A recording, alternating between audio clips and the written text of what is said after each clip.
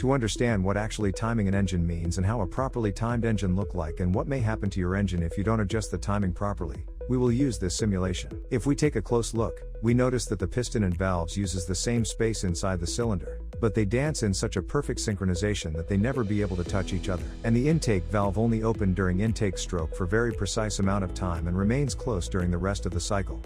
Same is true for exhaust valve.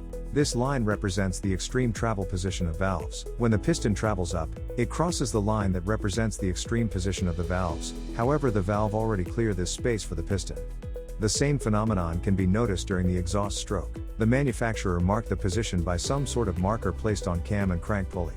When these markers are adjusted as described by the manufacturer, the piston and valves works in perfect synchronization, and the intake valve only open during intake stroke for very precise amount of time and remains closed during the rest of the cycle.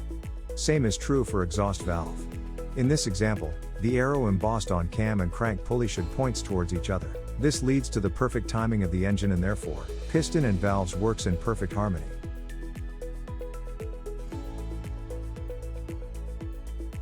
Now, let's examine the situation in which the markers on the pulleys are not aligned as prescribed by the manufacturer.